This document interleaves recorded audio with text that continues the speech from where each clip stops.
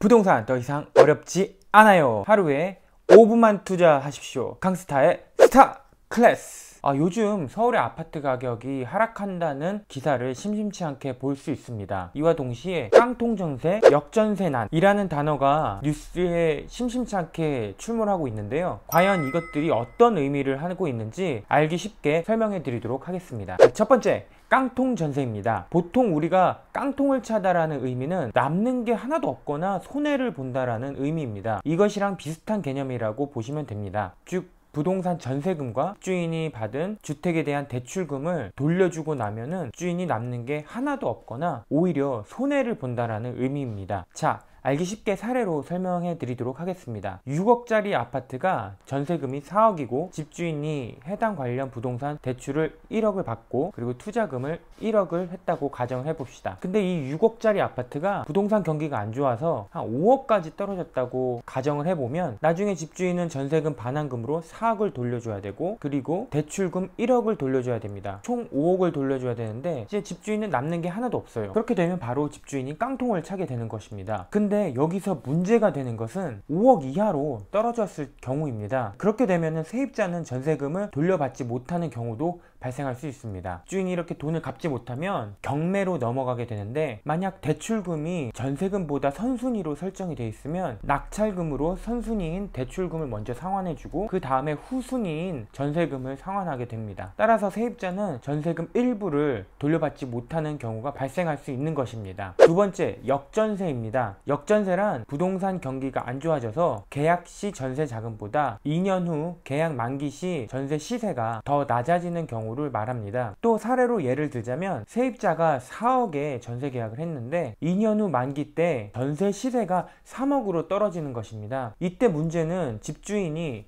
1억을 빌려와가지고 4억을 돌려주면 되는데 그거를 제때 주지 못해서 세입자는 이사도 가지 못하고 그냥 묶여있는 경우가 있습니다. 이런 거를 역전세난이라고 합니다. 그럼 이런 깡통전세와 역전세난을 대비해서 세입자들은 어떻게 전세금을 지켜야 할까요? 크게 세 가지 방법이 있는데요. 첫 번째는 저당이 설정이 되어 있는 아파트는 되도록 피하는 것입니다. 그리고 두 번째는 전세 수요가 많고 매매가나 전세가가 안정적인 곳으로 들어가는 것입니다. 그리고 마지막 세 번째는 전세 보증금 반환 보증 보험에 가입하는 것입니다. 아무래도 세 번째가 가장 확실한 전세금을 지키는 방법이라고 할 수 있는데요. 전세 보증금 보험에 가입을 하면 계약 종료일에 임대인이 보증금을 반환하지 못하면 보증보험회사가 가입자와 약정한 날에 전세 보증금을 가입자인 세입자에게 반환해주고 임대인에게는 구상권을 행사하게 됩니다. 가장 확실한 방법이라고 할 수 있지만 보증 비용이 발생하므로 가입자에게 약간의 부담이 될 수가 있습니다. 어떻게 지금까지 깡통전세와 역전세에 대해서 알아봤는데 잘 이해가 가셨나요? 만약에 도움이 되셨다면 구독,